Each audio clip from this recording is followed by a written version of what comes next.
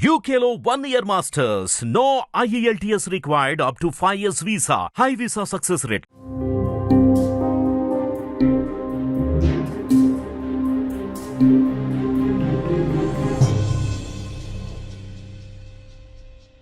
నమస్తే, welcome to hit TV. నేను మౌనిక. మీ సమస్యలకి మా పరిష్కారాన్ని అందించడం కోసం మేం చేస్తున్న ఈ కార్యక్రమమే అదాలత్ విత్ అడ్వకేట్ రమ్య. ఈ రోజు మనతో ప్రముఖ సీనియర్ హైకోర్టు అడ్వకేట్ ఆకుల రమ్య గారు ఉన్నారు. వారితో మాట్లాడదాం.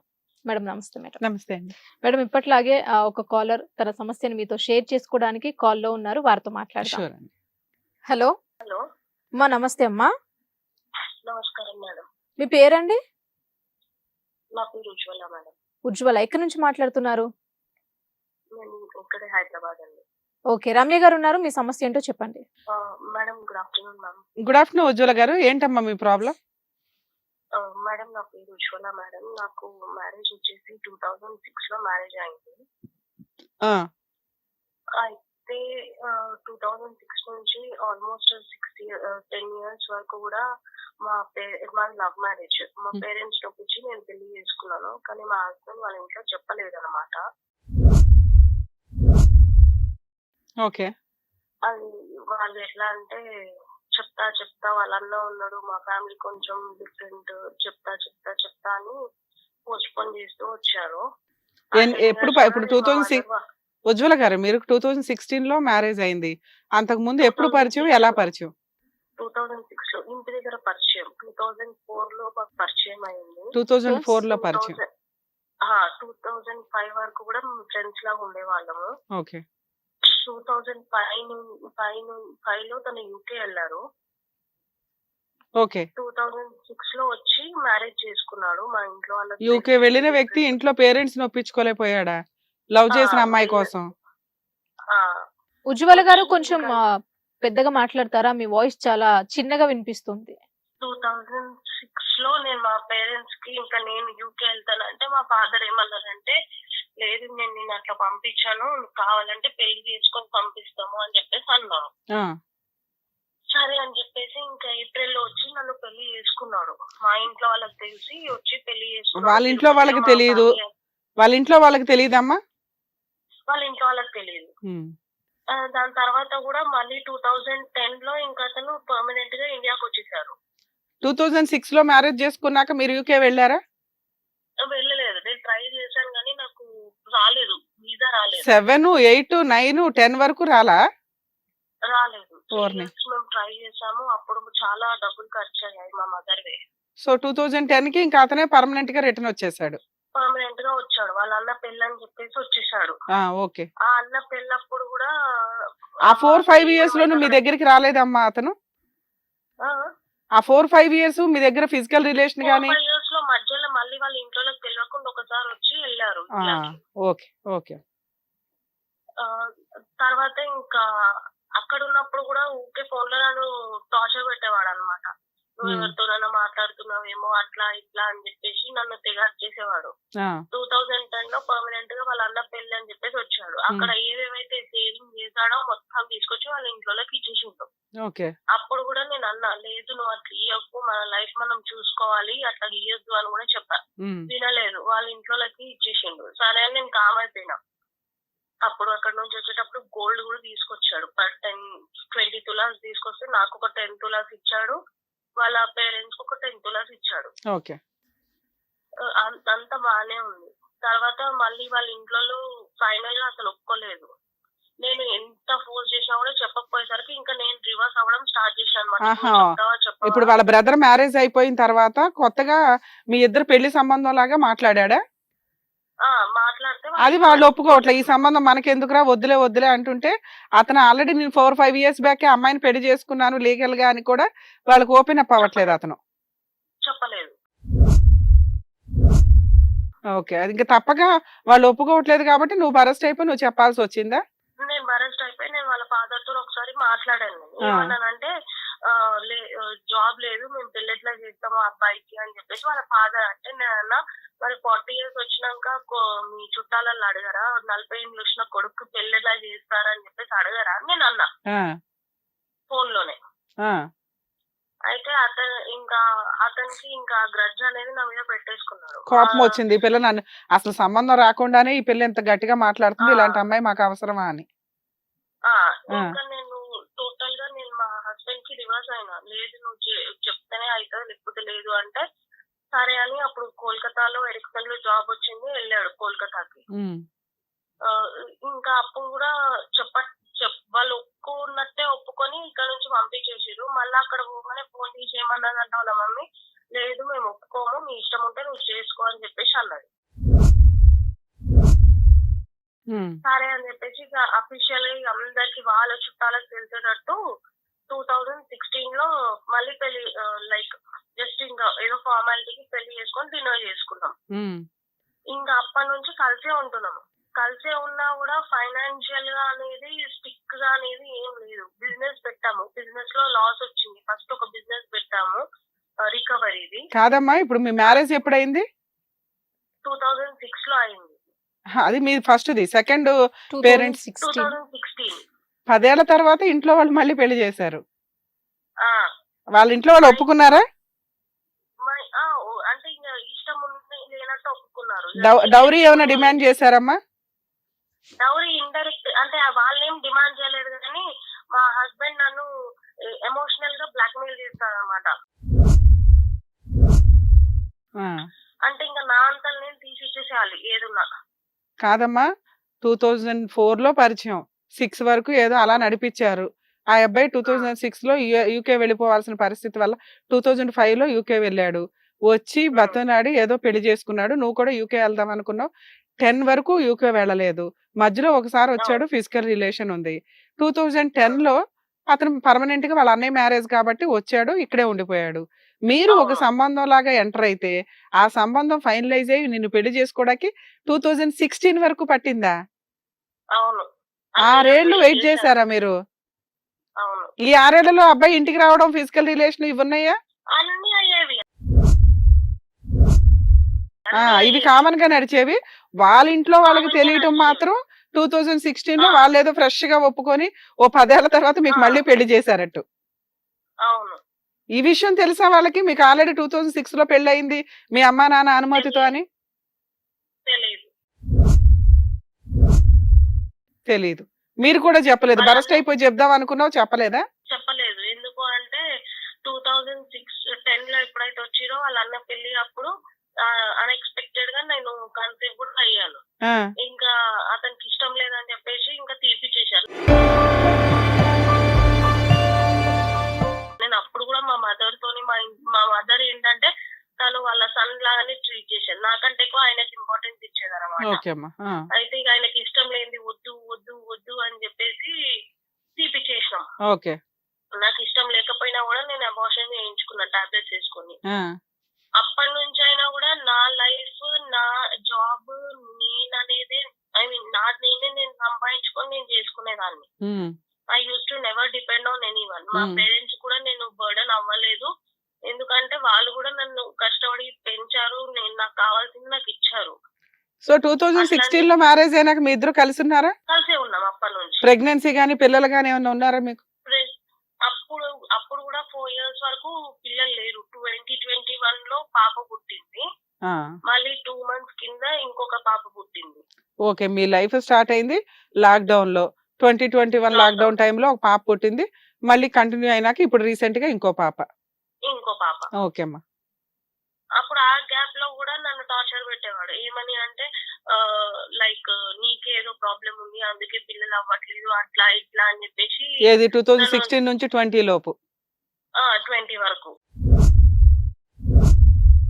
ఓకే. నేనన్నా నాడు పోదాం హాస్పిటల్కి వెళ్ళి కన్సల్ట్ అవుదాము, దానికేం ప్రాబ్లం ఉంది అని చెప్పేసి హాస్పిటల్ చుట్టూ తిరిగే వాళ్ళం, అన్ని చేసే వాళ్ళం, అంతా బానే ఉంటది. కాకపోతే నాకు నచ్చని విషయం ఏంటంటే నన్ను ఎమోషనల్ గా చాలా బ్లాక్ మెయిల్ చేసి ఉన్న డబ్బులన్నీ తీసేసుకున్నాడు. ఎట్లా అంటే ఫస్ట్ మేము ఒక బిజినెస్ స్టార్ట్ చేసాం అనమాట. ఈగో ఎక్కువ, ఎవరి దగ్గర ఉండడు. ఎంత ఈగో అంటే అసలు భరించలేనంత ఈగో అన్నమాట. ఎవరికి లొంగి మాట్లాడు ఉండడు. ఎవరన్నా ఏదన్నా అంటే ఇంకా దాన్ని పట్టుకొని లాగుతూనే ఉంటాడు. అసలు సంబంధం చిన్న చిన్న విషయాలకు కూడా తెగ ఆలోచించి నన్ను హింస పెడతాను అనమాట దాని గురించి. ఇట్లా అవుతుంది అట్లా అవుతుంది అనుకుంటా.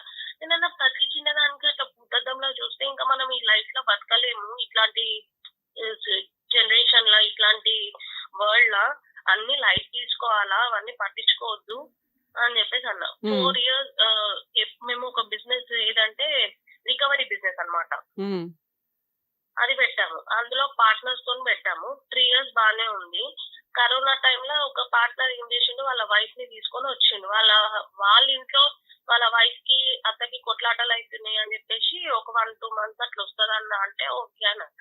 ఆమె ఏం చేసింది, వస్తేనే ఆమె మెల్లమెల్లగా ఇంకా షీ స్టార్టెడ్ టేకింగ్ ఓవర్ అన్నమాట.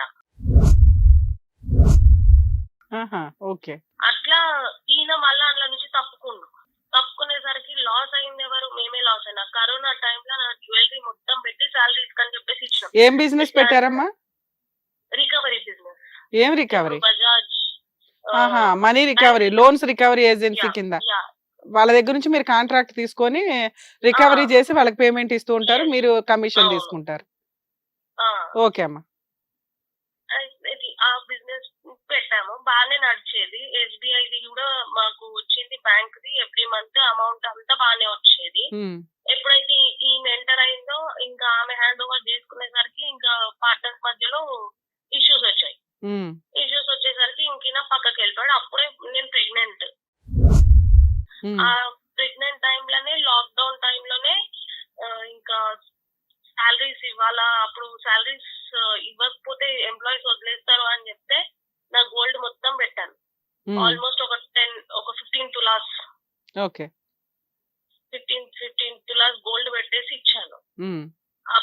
సరే అని ఇంకా కామ్ అయిపోయినాయి. అప్పటికి సరే ఎప్పుడైనా డబ్బులు పోతే పోయినాయి కానీ ఇంకా మనశ్శాంతిగా ఉంటారు కదా అని చెప్పేసి కామ్ అయిపోయినాం. ఇడిపిస్తా అని అన్నారు, ఇంకా ఇడిపియలేదు, అయిపోయింది. అది అయిపోయినాక మళ్ళీ రీసెంట్ గా మా ఫాదర్ తో మాట్లాడేసి మా ఫాదర్ నుంచి మా పెద్ద పాప పుట్టే టైంకి మళ్ళీ మేమే సపరేట్ గా పెట్టుకున్నాం రికవరీ బిజినెస్. ఆ బిజినెస్ కూడా ప్రాపర్ గా నడవలేదు. నేను అప్పటికన్నా నీకు అయితే నేను చెయ్యి, లేకపోతే చెయ్యకు, వేరే ఏదైనా చూసుకో అని కూడా చెప్పిన. లేదు నాకు ఫుల్ ఎక్స్పీరియన్స్ వచ్చింది, నేను చేస్తాను, అవుతుంది అని చెప్పేసి అన్నాను. సరే అని చెప్పేసి స్టార్ట్ చేసినాక కూడా 1 year ఆయన చెప్పేది బానే ఉంది అని అంటాడు కానీ నాకు నమ్మకం లేదు. ఎందుకంటే ఇప్పుడు మాకున్నప్పుడు చూస్తే నాకే భయం వేస్తుంది. ఎంత అప్పు ఉందమ్మా మీకు? దగ్గర 20 lakhs దాకా అప్పు ఉంది. 20 lakhs అప్పు పోగా నా జ్యువెలరీ మొత్తం పోయింది. అదేలేమ్మా. ఎట్లా అంటే ఎమోషనల్ గా బ్లాక్ మెయిల్ అన్నమాట. అయ్యో ఇప్పుడు ఇది ఉంది, ఎట్లా చేయాలా అని చెప్పేసి. అది నాకు ఈ మధ్యలోనే నేను తెలుసుకున్నాను. ఇప్పుడు బిజినెస్ అనేది సైడ్ గా చేస్తున్నారమ్మా, జాబ్ చేస్తున్నాడా లేదా? జాబ్ లేదు, ఇంకా నేను చేసేదాన్ని జాబ్. నేను డెంటల్ ల్యాబ్స్ లో జాబ్ చేస్తుండే. ఇంకా పెద్ద పాపతోనే నాకు అవ్వట్లేదు అని చెప్పేసి నేను లాస్ట్ ఇయర్ ఫిబ్రవరిలోనే నేను లాస్ట్ ఉండే నాది. ఇంకా పాపతో నాకు అవ్వట్లేదు అని చెప్పి నేను రిజైన్. ఇప్పుడు ఏం చేస్తున్నాడు మీ ఆయన? ఇప్పుడు ప్రస్తుతానికి ఏం లేదు, ఏమి లే, ఖాళీ. ఎన్ని మంత్స్ నుంచి అండి? లాస్ట్ ఇయర్ మే నుంచి. ఫిబ్రవరిలో వదిలేసిన, ఆయన మేలో మూసేసిండు కంపెనీ. ఓకే. హైలైట్ ఏంటంటే మాది గోల్డ్ కొంచెము, నేను ఇక్కడ దివాన్ ఉంటది మా ఇంట్లో, ఆ దివాన్ లో ఇరికిపోయింది. ఎట్లా అంటే మేము ఇల్లు షిఫ్ట్ అయ్యామన్నమాట. ఇల్లు షిఫ్ట్ అయ్యేటప్పుడు ఒక బ్యాగ్ లో పెట్టేసి లాక్ వేసేసి మా మమ్మీ వాళ్ళ ఇంటికి పంపించాను. పంపించింది అక్కడ నుంచి తీసుకొచ్చి దివాన్ లో పెట్టేసరికి అది స్టోరేజ్ ది, అది లాక్ అయిపోయింది. స్టోరేజ్ తీయడానికి రావట్లేదని నేను కార్పెంటర్ ఎన్నిసార్లు పిలుద్దామన్నా వద్దు అని చెప్పేసి అన్నారు. ఈ ఎందుకులే, సరే ఇప్పుడు ఏమంటే అర్జెంట్ లేదు కదా, ఏం ఫంక్షన్స్ లేవు కదా అని నేను కామ్ అయిపోయేదాన్ని. నా ఆల్మోస్ట్ అందులో మళ్ళా ఒక 10 tulas గోల్డ్ ఉంది. అయితే మొన్న రీసెంట్ గా నేను ఇట్లయితే లాభం లేదు, తీపిస్తా, ఇంకా అక్కడే అందులో ఉన్నాయన్న ఎమర్జెన్సీకి యూస్ అవుతాయి కదా అని ఓపెన్ చేయించావా? ఇప్పుడు ఇంత వర్స్ట్ సిచ్యువేషన్ లో ఎందుకు అని చెప్పేసి ఓపెన్ చేయించా, కార్పెంటర్ ని పిలిపించి. ఓపెన్ చేస్తే బ్యాగ్ వచ్చింది బయటికి. నా పర్స్ లో దాన్ని కీ ఆ, కీస్ కనిపించట్లేదు. ఓకే. అదేంటి కీస్ ఏమైంది, నా పర్స్ లోనే ఉండాలా కదా అని చెప్పేసి నేను మొత్తం వెతికిన కీస్ గురించి. ఆ, అసలు ఎక్కడా కనిపించలేదు. సరే ఎక్కడైనా పెట్టి మర్చిపోయిందేమో అని ఈయనకి అంటనే ఉన్నా నేను. వెళ్ళి బ్యాగ్ ఓపెన్ చేయించి తీసుకురా అంటే ఇంకా లేదు తీసుకొస్తా, ఇప్పుడు ఏం లేవు కదా తెద్దాము, ఇప్పుడు అవి తీసినాం అనుకో గోల్డ్ ఉన్నది పోతది, మళ్ళీ అప్పుడు ఏం ఉండదు ఇంకా, అదే ఇప్పుడు మనకు సోర్స్ ఏదైనా ఎమర్జెన్సీకి అట్లా ఇట్లా అని చెప్పి నన్ను కామ్ డౌన్ చేసేవాడు. ఆ, సరేలే అని చెప్పేసి నేను కూడా కామ్ అయిపోయేదాన్ని. లాస్ట్ ఇయర్ లిటరలీ మేడం దగ్గర మా మదర్ నాకు 5 lakhs ఇచ్చింది. నేను జాబ్ బంద్ చేస్తున్నా, నేను బిజినెస్ చేసుకుంటా అని చెప్పి ఉమ్, మా మదర్ నాకు 5 lakhs ఇచ్చింది. ఉమ్, 5 lakhs ఇస్తే అందులో నేను ఒక చిన్నవి ఒక 1/2 తులాల కమ్మలు కొనుక్కున్నాను, ఉమ్, ఒక 4 grams లో రింగ్ కొనుక్కున్నాను, ఒక ప్లాటినం రింగ్ కొనుక్కున్నాను. మొత్తం కలిసి 90,000 అయింది. అంటే 1 lakh పెట్టుకోండి. ఉమ్. 4 lakhs మా హస్బెండ్ కి ఇచ్చాను. ఎందుకమ్మా ఆల్రెడీ ఇంత లాస్ లో ఉన్నప్పుడు మళ్ళీ ఎందుకు ఇచ్చావు? ఆల్రెడీ గోల్డ్ పోయి బిజినెస్ పోయి అప్పులు ఎదురు. అంటే ఇంకా ఇంట్లో మొగుడు ఉన్నప్పుడు కొంచెం ఆయనకి రెస్పాన్సిబిలిటీ ఇస్తే బాగుంటది, ఆయన చూసుకుంటాడు, నేను ఈ పాపతో నేనేం తిరగాల అని చెప్పేసి ఆయనకి ఇచ్చిన. అంటే మళ్ళీ ఏదైనా బిజినెస్ ప్లాన్ చేశారా? ఇంటి దగ్గరనే ఇంటి ముంగట్నే 2 షట్టర్స్ ఉన్నాయి. ఆ, అక్కడ చికెన్ ది ఫ్రైడ్ చికెన్ లాగా స్టార్ట్ చేద్దాము అని చెప్పేసి సెటప్ చేసుకుంటాను. సో దట్ నాకు ఇప్పుడు ఏం ఇన్కమ్ లేదు కదా, నేను జాబ్ కూడా బంద్ చేసిన కదా, నాకు కావాలా, లేకపోతే నేను ఉండలేను, నాకు మరి ఇన్ని సంవత్సరాలు యూకేలో సంపాదించింది ఏం చేశాడమ్మా? ఏం సంపాదించలేదు. ఇంతే వస్తుంది పోతుంది వస్తుంది ఓకే. పోతుంది, ఉల్టా నావే మొత్తం పోయినాయి. అదేలేమ్మా. మొత్తం నావే పోయినాయి అని చెప్పేసి అంటే సరే అని 4 lakhs ఇచ్చారు. 4 lakhs లో అసలు ఏం చేశాడో అర్థం కాలేదు. మళ్ళీ ఇంత అమౌంట్ అయితే అయిపోతుంది, ఇంత అమౌంట్ అయితే అయిపోతుంది అని చెప్తే మళ్ళీ 2 lakhs మా మదర్ ఇచ్చింది. అవి ఏం చేశాడో తెలీదు. లెక్క అడిగితే ఏదో చెప్తాడు సోది. మళ్ళా మా ఫాదర్ దగ్గర ఒక 1 lakh ఇప్పించా. సేమ్ అదే మళ్ళీ ఓల్డ్ స్టోరీ. ఇప్పటికి 1 year అవుతుంది షాప్ పెడదామని, షాప్ ఓపెన్ అవ్వట్లేదు. అడిగితే ఉత్తగా నేను 1 year నుంచి రెంట్ కడుతున్నాను షాప్ కి. అడిగితే 50,000 పని ఉంది, మొత్తం అయిపోయింది, ఇంకా 50,000 వస్తే షాప్ ఓపెన్ చేస్తా అంట. 50,000 కోసం నేను 1,20,000 రెంట్ పే చేశాను ఇప్పటి వరకు. అడిగితే ఏదో ఒక స్టోరీ చెప్తా ఉన్నాడు. అదైపోయిందా, మా పాప December 9th పుట్టింది మేడం. లిటరలీ January 8th రోజు ఒకటి ఎమర్జెన్సీగా నేను ఇచ్చేది ఉంది. మా మదర్ దగ్గర ఎవరైతే తీసుకుందో వాళ్ళకి అర్జెంట్ గా అవసరం ఉంటే మా మదర్ అడిగితే ఇంకా నాకు వేరే ఆప్షన్ కనిపించకపోతే ఏమంటాడు మళ్ళీ, ఇగో ఇచ్చేటోళ్ళు ఇచ్చినప్పుడు ఆగాల, ఒక 1 week అన్న ఆగాల కదా, వాళ్ళు ఇట్లా ఎమర్జెన్సీ అడిగితే నాకు ఏ నుంచి అయితే నేను Wednesday రోజు ఇస్తా అని చెప్పినా కదా అది అని చెప్పేసి అన్నాడు. వాళ్ళకి చాలా ఎమర్జెన్సీ ఉండే. సరే అని చెప్పేసి మండే రోజు ఏమైంది, ఇంకా మా ఫాదర్ కి చెప్పిన. అప్పుడు మా మమ్మీ వాళ్ళు ఇక్కడే ఉండే, ఎందుకంటే నాకు చూసుకోవడానికి ఎవరు లేరు, వాళ్ళ పేరెంట్స్ ఎట్లా రారు కదా. మా మమ్మీ డాడీ వచ్చారు నన్ను చూసుకోవడానికి, చిన్న పాపప్పుడు కూడా. అయితే వాళ్ళు వచ్చి ఏం చేశారు, మా డాడీకి చెప్పిన, డాడీ నువ్వు ఈ బ్యాగ్ తీసుకొని కిందికి వెళ్ళు డాడీ, ఆయన ఎట్లా ఒప్పుకోడు, అది తీపిచ్చేసి అందులో గోల్డ్ ఉంది, ఫస్ట్ కొంచెం ఆ అప్పు క్లియర్ చేసేద్దాము, వేరే వాళ్ళ దగ్గర పరువు పోతుంది అని చెప్పేసి అంటే సరే అని ఇంకా ఆయనకు తెలియకుండా మా డాడీ కిందికి బ్యాగ్ తీసుకొని వెళ్ళారు. అది ఎక్కడి నుంచి తెలిసిందా తెలియదు. ఇంకా ఆ రోజు ధడాలు మన డోర్ కొట్టుకుంటా చేస్తున్నావు కదా డ్రామా చెయ్యి అట్లా ఇట్లా అని చెప్పేసి పెద్ద ఇంట్లో సీన్ క్రియేట్ చేసి నేను వస్తా అని చెప్పేసి ఇంట్లో నుంచి వెళ్ళిపోయాను. ఎప్పుడు January 8th కి. ఏది ఈ ఇయర్ 2024 లో? ఈ ఇయరే మొన్ననే లాస్ట్ మంత్ వెళ్ళిపోయాను. వెళ్ళిపోయేసరికి అసలు మాకు అర్థం కాలేదు, అసలు ఎందుకు ఇంత ఓవర్ యాక్టింగ్ అయిందా అని చెప్పేసి. ఆ రోజు మొత్తం ఫోన్ స్విచ్ ఆఫ్ పెట్టాడు. ఏంటి ఎంతకి ట్విస్ట్ ఏంటి? ఎంతకి ట్విస్ట్ ఏంటి? ట్విస్ట్ ఏంటంటే బ్యాగ్ లో ఉన్న గోల్డ్ లేదు. అది ట్విస్ట్. అదేలేమ్మా. వెళ్ళిపోయాడు. ఆ రోజు నైట్ కుషాయిగూడ PS లో మా బ్రదర్ వెళ్ళి కంప్లైంట్ ఇచ్చాడు. మీ ఇంట్లో పోయిన వాటికి మీ బ్రదర్ ఎందుకు ఇస్తాడమ్మా? నువ్వు వెళ్ళి ఇవ్వాలి కదా. అంటే నాకు చిన్న పాప ఉంది కదా మేడం. ఓకే, మీ తరపున మీ బ్రదర్ వెళ్ళి ఇచ్చాడు. మా బ్రదర్ వెళ్ళి కంప్లైంట్ ఇచ్చాడు. ఉమ్, అప్పటికి 1 మంత్ అయింది పాప పుట్టి, చిన్న పాప. అదేలేమ్మా అదేలేమ్మా.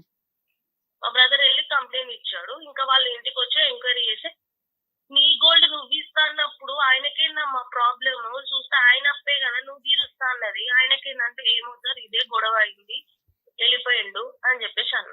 సరే ఇప్పుడు మీ ఇద్దరు కలిసి ఉన్నారా? అబ్బాయి అప్పటి నుంచి లేడా ఇంట్లో? కలిసే ఉన్నాము. మళ్ళీ ఎన్ని రోజులకు వచ్చాడు? అదే రోజు మా పొద్దున్న వచ్చేసిండు, 4:30కి వచ్చిండు మబ్బుల. ఒప్పుకున్నాడా గోల్డ్ తీసాను తాకట్లు పెట్టానని? ఒప్పుకోలేదు. మరి పోలీస్ ఎందుకంటే కేసు? ఆ రోజు నుంచి ఓపెన్ చేపియలేదు బ్యాగ్. బ్యాగ్ ఎప్పుడు ఓపెన్ చేయించినామంటే మొన్న లాస్ట్ వీక్ ఓపెన్ చేయించిన, ఆ, ట్యూస్డే రోజు. ఆ, ట్యూస్డే రోజు బ్యాగ్ ఓపెన్ చేయిస్తే బ్యాగ్ లో చూస్తే నా పుస్తెల తాడు లేదు, మా పాపది నెక్లెస్ లేదు. మిగతాయి ఉన్నాయా? అసలు నాకు మిగిలిన చిన్న చిన్న రింగ్స్, పాపది ఒక చైన్ ఉంది, ఇంకొక నెక్లెస్ ఉంది. ఓకే. అసలు నా ఫ్యూజులు ఎట్లా ఎగిరిపోయినాయి అంటే అట్లా ఎగిరిపోయినాయి. ఉమ్, మా మమ్మీ అయితే ఒకటే తిట్టుడు, అసలు ఏం చేస్తున్నావు నీకన్నా అర్థమవుతుందా, ఎన్ని లక్షలు ఇచ్చిన. ఇంకొకటి వింతాలో జాబ్ చేసింది 6 years మేడం. నా job money amount, pension, PF అవన్నీ కలిపి దాదాపు ఒక 4 lakhs వచ్చాయి. ఉమ్. అవి కూడా పోయినాయి. సరే ఇప్పుడు మీ డౌట్స్ ఏంటమ్మా? ఇప్పుడు ఆల్రెడీ 1 week బ్యాక్ మీకు విషయం తెలిసింది. మీ ఇద్దరు కలిసే ఉన్నారా లేకపోతే మళ్ళీ ఏదైనా గొడవ జరిగిందా?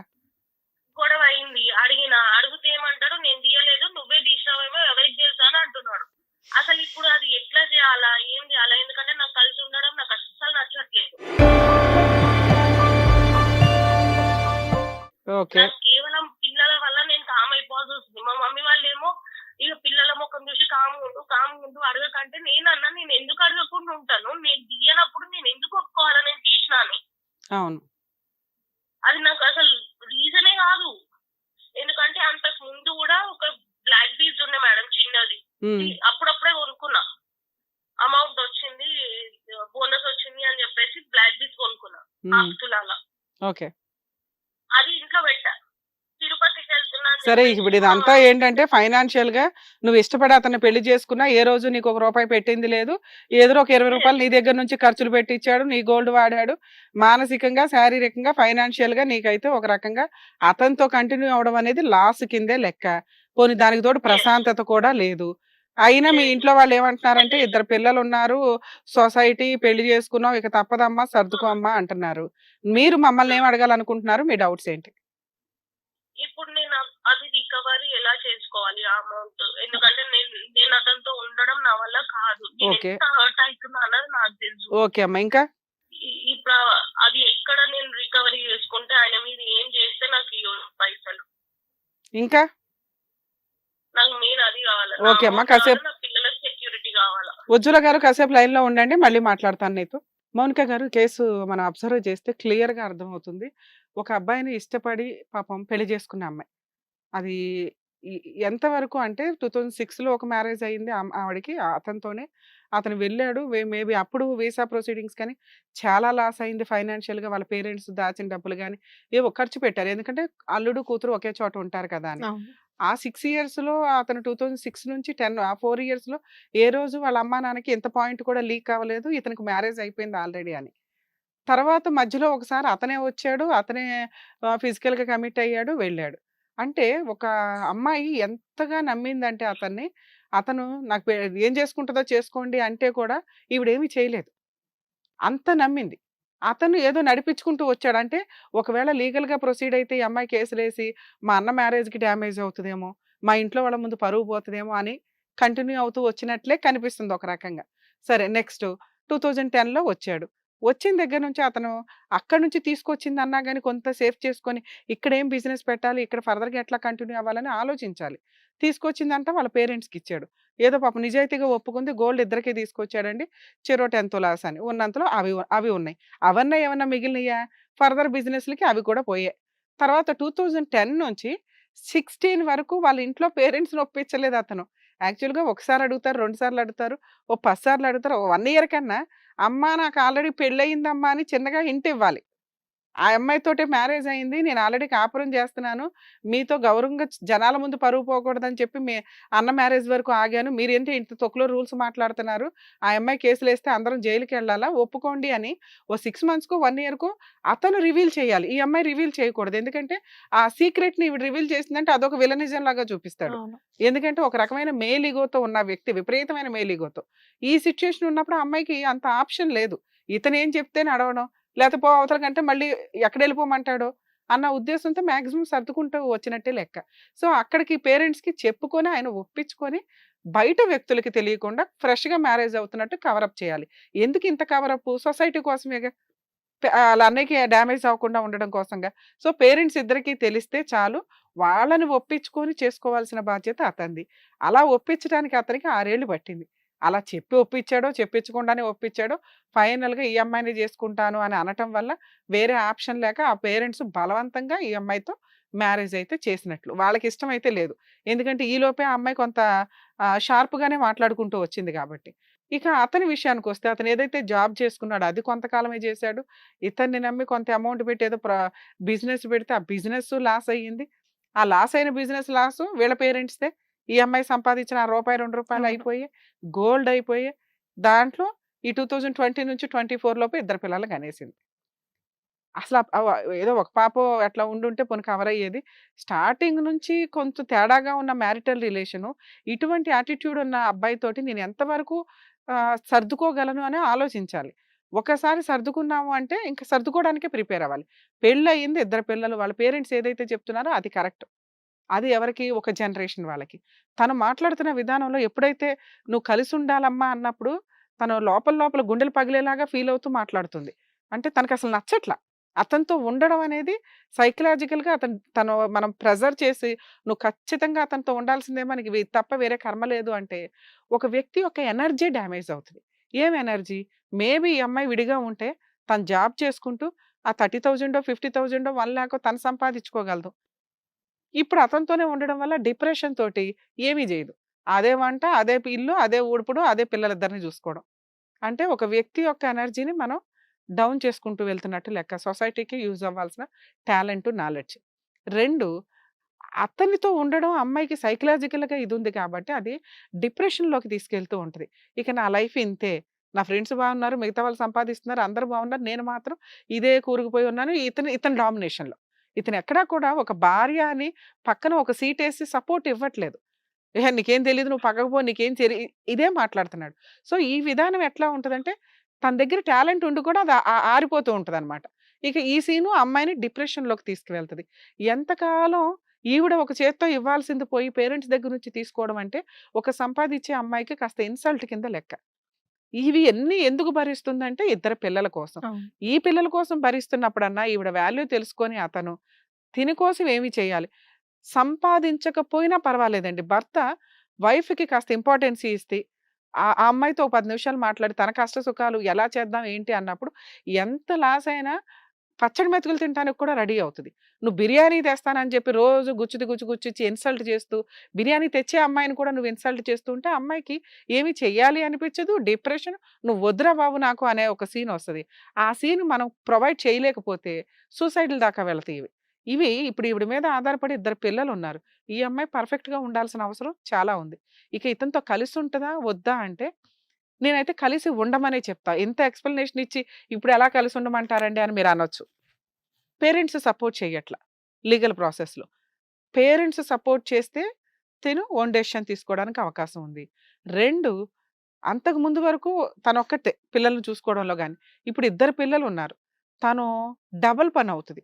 తనే జాబ్ చేసుకొని రావాలి. తనే రూపాయి సంపాదించాలి. తనే ఇద్దరు పిల్లల్ని పోషించుకోవడం గాని, వాళ్ళ పనులు చేయడం గాని. లేదా తనెళ్ళొచ్చే వరకు కేర్ సెంటర్‌లోనో, పేరెంట్ దగ్గరో పెట్టాలి. సో, మెంటల్‌గా డబుల్ పనవుతది. అదే పేరెంట్స్ సపోర్ట్ చేస్తే పిల్లల్ని చూసుకోవడానికి కాస్త సపోర్ట్ దొరికినట్లు. తను ఇండివిడ్యువల్‌గా జాబ్ చేయడం గాని, ఒక రూపాయి తన కాళ్ళ మీద తను నిలబడడానికి గాని అవకాశం ఉంది. పేరెంట్స్ సపోర్ట్ చేయకపోతే ఇతనితో కంటిన్యూ అవ్వడమే బెటరు. ఉంటే ఉంటాడు. ఇంట్లో ఓ పేరుకైతే ఉండాలి కాబట్టి సొసైటీ కోసం ఉంటున్నట్టు లెక్క. ఒకవేళ పేరెంట్స్ "రా అమ్మా మేము సపోర్ట్ చేస్తాము" అంటే వాళ్ళ డెసిషన్ తోటి తను ఓన్ డెసిషన్ తీసుకోవడం బెటర్. ఈ రోజు కష్టంలో ఉంది కాబట్టి ఇతను వదిలేస్తానని, రేపటి రోజున ఇంకొక 1, 2 ఇయర్స్ తర్వాత అరే! ఆ రోజు సర్దుకొని ఉంటే బాగుండేదేమో అని ఇలా అనుకోకూడదు. ఒక్కసారి లైఫ్ తెచ్చుకున్నది ఆవిడే, డెసిషన్ తీసుకోవాల్సింది కూడా తనే. పేరెంట్స్ సపోర్ట్ లేకపోయినా నేను వెళ్ళిపోతానండి, నేను విడిగా ఉండగలనండి అంటే తన ఓన్ డెసిషన్ తీసుకొని వెళ్ళొచ్చు. నేను ఎందుకు ఆలోచించానంటే తనకి సపోర్ట్ ఉంటే బాగుంటది. ఇంత పర్ఫెక్ట్‌గా అమ్మాయి ఉన్నంత విధానంలో స్ట్రాంగ్‌గా ఉంది కాబట్టి తనకి తాను బతకగలదు, ఇద్దరు పిల్లల్ని పోషించగలదు. ఎవడో ఇచ్చే ముష్టి కోసమే బతికేస్తాం, కోట్ల చుట్టూ తిరుగుతాం అంటే దండగ. మన క్యారెక్టర్‌ని మనం ఆహ్, అమ్ముకుంటున్నట్లే లెక్క. ఎందుకంటే వాడు పెట్టకపోతే తినలేము అంటే ఎట్లా? పిల్లలకి హక్కులుంటాయి, వసూలు చేయాలవి. ఇక తను అడిగిన ఇంకొక డౌట్ గోల్డ్. ఇంట్లో అదే ఇంటి దొంగని ఈశ్వరుడు కూడా పట్టుకోలేరంటారు చూసారా? ఈ కేసు దానికి ఎగ్జాంపుల్. తనకి నిజంగా ఎవరో దొంగతనం చేసుంటే వచ్చిన చుట్టాలో, పనివాళ్ళో, దొంగలో ఎవరో ఒక దొంగతనం చేసుంటే తెలిసిపోద్ది. అసలెవరు దొంగతనం చేశారో ఒక ఇంట్లో వస్తువు మాక్సిమం గట్టిగా ఒక గంట కూర్చుంటే మనకు అర్థమైపోద్ది. ఏ టైంలో ఎవరొచ్చారు, ఎవరు తీశారు, ఏం జరిగుంటది అని. నిజంగా వాళ్ళకున్న అవసరానికి ఆళ్ళ హస్బెండ్ ఏమనాలి? అప్పుడే బ్యాగ్ తీసి ఏమున్నాయో చూసి మళ్ళీ ఈవిడ బతుకుని ఎందుకంటే ఎన్ని సార్లు బతుకులాడినా పడిపోయే టైపు. ఇష్టపడి చేసుకున్న అమ్మాయి కాబట్టి. ఆ గోల్డ్ కూడా పెడదామంటే పెట్టేసేది కూడా. కానీ ఆయనేం చేశాడు, ఆల్రెడీ చాలా పిండాల్సింది పిండేశాను కాబట్టి, ఇంకా వీళ్ళ దగ్గర పిండడానికి ఏమి లేదు. ఈ విషయం సీక్రెట్‌గా తీసుకెళ్ళటం బెటర్ అని ఏదో మేజర్ ఐటెమ్స్ 2 ఏవైతే ఉన్నాయో అయి పట్టుకొని ఎళ్ళిపోయాడు. అదెక్కడ తెలిస్తే న్యూసెన్స్ అవుతదో అని దాన్ని ఇంతకాలం సాగదీశాడు. ఇప్పుడు అది తెలిసి నాకు ఆ పిల్లకి గుండె పగిలిపోయింది. ఎదురుగా 20,00,000, 30,00,000 ఇచ్చిన అమ్మాయి, వెనక నుంచి వెన్నుపోటు ద్వారా 2 వస్తువులు పోయేసరికి ఇక తను బరస్ట్ అయిపోయిన సీన్‌కొచ్చింది. అదే నిజాయితీగా ఉండాలండి అనేది. పార్ట్నర్‌తో ఎప్పుడు నిజాయితీగా ఉండాలండి. ఆ అమ్మాయిని బతిమలాడుకుంటే ఇంకా ఏవో తెచ్చిచ్చేది. ఎందుకంటే లాస్ట్ మినిట్‌లో 50,000 కూడా అమ్మాయి మళ్ళీ ఆలోచిస్తుంది. ఎలా ఇవ్వాలి అని. ఇవి ఇంత కన్నింగ్ చేసేసి ఆ 2 ఐటెమ్స్ కోసం ఆయన చేసిన ఆ డ్రామా ఏదైతే ఉందో ఈ రోజున ఆ అమ్మాయి నా వస్తువులు నాకు కావాల్సిందే, ఈడు నాకొద్దు అనే స్టేజ్‌కి అతని క్యారెక్టర్ తీసుకెళ్ళింది. ఈ అమ్మాయి మిస్టేక్ కాదిక్కడ. మరి ఇప్పుడు ఈ అమ్మాయి ఎట్లా ప్రొసీడ్ అవ్వాలి? ఏంటి లీగల్ ప్రాసెస్? ఉజ్వల్ గారు విన్నారు కదమ్మా మాట్లాడింది. ఒకసారి మీతో మాట్లాడతాను వినండి. మేడం ఇప్పుడు మీ లైఫ్ మీ చేతిలో ఉంది. 2006లో మీ లైఫ్ మీ చేతిలోనే ఉంది. 2024లోను మీ లైఫ్ మీ చేతిలోనే ఉంది. డెసిషన్ మీది. మీ మీద ఇద్దరు ఆడపిల్లలు ఆధారపడి ఉన్నారు. వాళ్ళని ఏ రకంగా మేడం ఒక్క విషయం చెప్తాను మీకు. ఇప్పుడు కూడా నాతో ఉండడానికి అతనికి రీజన్ ఏంటి తెలుసా?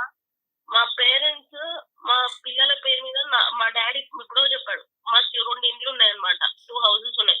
ఒకటి మా తమ్మునికి ఇస్తాను, ఒకటి నాకు ఇస్తాను. ఇంకొకటి మా మమ్మీది ల్యాండ్ ఉంది ఊర్లో.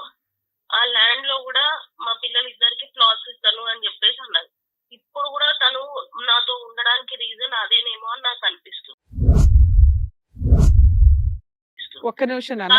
ఉజ్వల గారు, ఉజ్వల గారు వినండి. మీ యాన్సిస్టర్స్ ప్రాపర్టీస్ మీ పుట్టింటి నుంచి వచ్చేవి, అవి మీ ఇష్టం అండి. అవి మీ పిల్లల పేరు మీద పెట్టినంత మాత్రాన అతను లాక్కొని వెళ్ళిపోవడం కుదరదు. మేబీ మీరు అన్నట్లు మీకు అసలు అట్లాంటి డౌటే రాకూడదు. వచ్చేసిందంటేనే మీకు ఆయన మీద ఇష్టం పోయినట్లు లెక్క. మేబీ అది నిజం అవ్వచ్చు. మీ సిక్స్త్ సెన్స్‌కి మీకు అన్నీ అర్థమవుతున్నాయి. ఫైనాన్షియల్‌గా ఒక ఏటీఎం కార్డ్ వాడినట్టు వాడుతున్నాడండి బాబు నన్ను అని నీకు క్లారిటీ వచ్చేసింది. నేను అది కాదనట్లా. అలా కూడా ఇచ్చే లేడీస్ ఉన్నారమ్మా. ఎవరికి? నీకు ఇంపార్టెన్స్ ఇచ్చి నీతో మాట్లాడుతూ నీతో షేర్ చేసుకునే వ్యక్తికి. ఇలా దొంగతనాలు చేసుకుంటూ వెళ్ళిపోయే వ్యక్తికి కాదు. అతని డెసిషన్ నీకు అనవసరం. మీ డెసిషన్ ఏంటి అనేది మీరు ఫైనలైజ్ చేసుకోండి. మీరు నన్ను 2 క్వెషన్స్ అడిగారు. ఏంటి? మేడం ఆ గోల్డ్ ఐటెమ్స్ రికవరీ చేసుకోవడం ఎట్లాగా అని.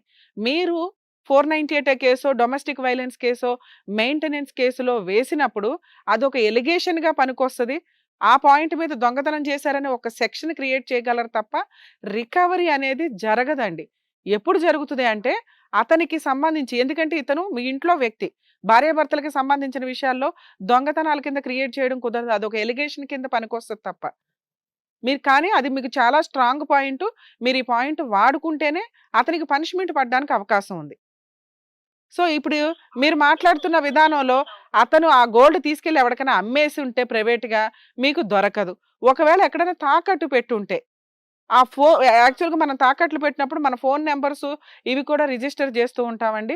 అదేదైనా స్లిప్ గాని, ఏదైనా ఇప్పుడు గవర్నమెంట్ ప్రైవేట్ వాటికి సంబంధించిన మనపురం ఇట్లాంటి ఆటిల్లో పెడితే ఫోన్ నంబర్ కూడా రిజిస్టర్ అయ్యి ఉంటాయి. మీరు అట్లా ఏమన్నా ట్రేస్ ఔట్ చేయగలిగితే అతను ఆ 2 తీసుకెళ్ళి తాకట్టు పెట్టాడు వితౌట్ మీ పర్మిషన్ అని చెప్పి క్లియర్‌గా ఉంటది. అది దొంగతనం కింద కన్సిడర్ చేయడానికి అవకాశం ఉంది. ఎప్పుడు? మీరు ఈ వస్తువులు పోయినాయండి, మా ఆయన మీద నాకు అనుమానం ఉంది అని తరువాత కనిపెడితే, మీరు ముందే కనిపెట్టారు అనుకోండి, అతను ఏమంటాడు, మా ఆవిడకి చెప్పే తీసుకెళ్ళానండి అంటాడు. అప్పుడు నువ్వు అది దొంగతనం అని అనటానికి కుదరదు. అతని ఎలిగేషన్ అతనివి, ఇవన్నీ కోర్టులో ప్రూవ్ చేయడం జరిగే పని కాదు కదా. కాబట్టి మీరేం చేస్తారంటే, అవి రికవరీ కింద రావు, వాటిని వసూలు చేసుకోవడం కుదరదు. వాటితో మీరు మీ హస్బెండ్ని పనిష్ చేయడానికి అవకాశం ఉంది, అది తర్వాత ఆలోచించండి. ప్రజెంట్ మీరు ఆలోచించాల్సింది, ఇలాంటి వ్యక్తితో నేను కంటిన్యూ అవ్వగలనా లేదా కొంతకాలం గ్యాప్ ఇద్దామా. లీగల్ ప్రొసీడింగ్స్ ఎలా ఉంటాయో చెప్తాను వినండి. మీ కేసులో నా బెస్ట్ సజెషను, మీ అమ్మ వాళ్ళు ఒప్పుకునేదాకా కొన్ని రోజులు మీ హస్బెండ్కి దూరంగా ఉండండి. ఈ పాయింట్ మీద, ఈ పాయింట్ మీరు బిలీవ్ చేస్తున్నారో అతనే తీసుకెళ్ళాడు అని, అది అతను ఒప్పుకొని రియలైజ్ అయ్యి నాకు ఇంకొక ఛాన్స్ ఇవ్వు, ఇక నుంచి ఇల్లంతా నేనే చూసుకుంటాను, ఈ అప్పులు నేనే తీరుస్తాను, భవిష్యత్తులో కొనేవి మీ పేరు మీదే కొంటాను అని యాక్సెప్ట్ చేస్తే ఇంకొక ఛాన్స్ ఇవ్వండి. లేదా మీరు బయటికి వెళ్ళిపోయి ఒక 2-3 మంత్స్ ఫస్ట్ రిలాక్స్ అవ్వండి అమ్మ. లీగల్గా అప్పుడే దిగిపోవద్దు. ఎందుకంటే వన్స్ ఒకసారి లీగల్గా దిగినాక కాపురాలు నిలబడడం అనేది చాలా తక్కువ. నేనేమంటున్నానంటే ఇప్పటికిప్పుడు డెసిషన్ తీసుకోకండి, ఒక కంప్లైంట్ మాత్రం ఇవ్వండి, ఎఫ్ఐఆర్ చేయొద్దు, కంప్లైంట్ ఇవ్వండి. ఎందుకంటే ఎప్పటికప్పుడు ఇమీడియట్గా ఇచ్చే కంప్లైంట్ కొంచెం స్ట్రాంగ్గా ఉంటుంది. ఈ వ్యక్తితో మీరు ఇంట్లో నుంచి అతను వెళ్ళిపోవడమా, మీరు యువతలకు రావడమా, వచ్చి ఒక 2-3 మంత్స్ దూరంగా ఉండండి అమ్మ. అతను రియలైజ్ అయ్యి నాకు ఇంకొక ఛాన్స్ ఇవ్వు అంటే అగ్రిమెంట్ రాసుకొని ఒక ఛాన్స్ ఇస్తే ఇవ్వండి. లేదా మీరు 498 డీవీసీ మెయింటెనెన్స్ కేసులు వేసే రైట్స్ మీకు ఉన్నాయి. వీటిలోనే ఆ దొంగతనానికి సంబంధించి ఆయన తాకట్లు పెట్టిన గోల్డ్, తీసుకున్న డౌరీలు, పెట్టిన హెరాస్మెంట్లకు తగ్గ పనిష్మెంట్లు పడితే ఇవన్నీ కూడా అతనికి ల్యాక్స్తో కూడిన పని. అడ్వకేట్ ఫీజులు కానీ కోర్టుల చుట్టూ తిరగడం కానీ, దానికంటే మీతో సెటిల్ చేసుకోవడం బెటరు అని మ్యూచువల్ సెటిల్మెంట్కి వస్తాడు. అప్పుడు మీరు ఏదైనా బల్క్గా పర్మనెంట్ ఎలిమది తీసుకొని మ్యూచువల్ డైవర్స్ ఇవ్వడం కానీ, లేదా పిల్లలకి మాత్రం అతను జాబ్ చేస్తున్నా చేయకపోయినా మెయింటెనెన్స్ వస్తుందమ్మా, అది పిటిషన్ వేసిన దగ్గర నుంచి ఆర్డర్ చేస్తారు. కాబట్టి మీరు మ్యూచువల్ డైవర్స్ పిటిషన్కి అతను రాకపోయినా మారకపోయినా మీకు వచ్చే లాస్ ఏమీ లేదు. యాన్సిస్టర్స్ ప్రాపర్టీస్ ఏమన్నా ఉంటే మీ పిల్లలకి పార్టీషన్ సూట్ వేసుకుంటే అవి వస్తాయి. మెయింటెనెన్స్ పిటిషన్ వేసిన దగ్గర నుంచి ఆర్డర్ అవుతుంది. కాబట్టి మీరు ఒక 1-2 మంత్స్ క్లారిటీ తీసుకొని డెసిషన్ దిగిపోండి. ఆ తర్వాత కూడా మీరు ఛాన్స్ ఇవ్వాలి అనుకుంటే అతను మారితే ఒక లాస్ట్ ఆప్షన్గా ఇవ్వండి. ఇక నా గోల్డ్ అలాగే తెచ్చి కనిపెట్టేసి తేవడానికి అవుతుందా అంటే, ఇప్పుడు నేను చెప్పిన వేలో మీరు ఆ ఫోనుల్లో అక్కడక్కడ రీసెర్చ్ చేస్తే స్లిప్ ఏదైనా దొరికితే అతని క్యారెక్టర్ని ప్రూవ్ చేయడానికి పనికొస్తుంది తప్ప, అతనుగా రియలైజ్ అయ్యి ఆ తాకట్టు పెట్టుంటే తీసుకొచ్చి మీకు ఇవ్వడం తప్ప, ఏ పోలీసులు కనిపెట్టి ఇంట్లో వస్తువులు ఇంట్లో వాళ్ళే కొట్టేస్తే కనిపెట్టి తీసుకురావడం అనేది జరిగే పని కాదు. సరేనా? ఆల్ ది బెస్ట్ అమ్మా, జాగ్రత్త. మౌనిక గారు, మనం చాలా కేసుల్లో చూస్తూ ఉంటాం ఓన్లీ హస్బెండ్స్ మోసపోతున్నారండి అని ఈ అవును. మధ్య కాలంలో. మాక్సిమం కొన్ని కేసుల్లో ఎట్లా అంటే ఈచ్ కేసు డిఫరెంట్, వీళ్ళే పర్ఫెక్ట్ వీళ్ళు రాంగ్ అని అనటానికి లేదు ఎక్కడా కూడా. ఈ అమ్మాయి కేసులో ఈ అమ్మాయిని ఫైనాన్షియల్గా గట్టిగానే యూజ్ చేసుకున్నట్టు లెక్క వాడేసడం. ఆ అబ్బాయి. సో అయినా కూడా లవ్ మ్యారేజ్, పిల్లలు ఇద్దరు ఉన్నారు, నేనే ఏరుకోరు పెళ్లి చేసుకున్నాను కాబట్టి వదిలేస్తే నేనే ఫెయిల్యూర్ అవుతాను కాబట్టి సర్దుకుందాం అని ఆ అమ్మాయి 2006 నుండి 2024 దాకా, అంటే మ్యాక్సిమం 20 ఇయర్స్ ఆ అమ్మాయి, 18 to 20 ఇయర్స్ ఆ అమ్మాయి యాక్సెప్ట్ చేసిన పరిస్థితి. ఇక ఆ అమ్మాయి వెక్స్ అయిపోయింది. అతను కొంచెం చేంజ్ అయితే పిల్లలకి తల్లిదండ్రులు ఇద్దరు మిగులుతారు. ఇలా ఫైనాన్షియల్ గొడవలతోటి భార్య అంటే బానిసలాగే ఉండాలి అనే ఒక ట్రెండ్తో ఉంటే కనుక కాపురాలు నాశనం అవుతాయి. ఆ పిల్లలకి తల్లే మిగులుతుంది, ఫైనల్‌గా తండ్రి అనేవాడు. కష్టంగా ఉన్న వ్యవహారం. కోర్టుల చుట్టూ తిరిగినప్పుడు వాల్యూ తెలిసిన తర్వాత అయ్యయ్యో! అనుకున్న యూజే లేదు. సో, మేబీ అతను రియలైజ్ అయ్యి ఆ అమ్మాయికి అన్ని తన గోల్డ్ తనకి ఇప్పిచ్చేయడం గాని, కాస్త నమ్మకం క్రియేట్ చేసుకొని తనకి ఒక వైఫ్‌గా ఇంపార్టెన్స్ ఇస్తే బావుంటదనేది నా ఉద్దేశం. ఆమెకున్న సిట్యుయేషన్స్‌కి చాలా చక్కటి సలహాలిచ్చారు. Thank you. Thank you.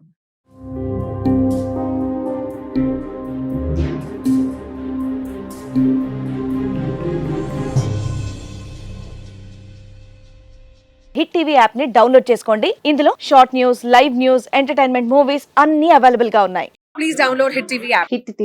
Hit TV యాప్ని ఫ్రీగా డౌన్లోడ్ చేసుకోండి.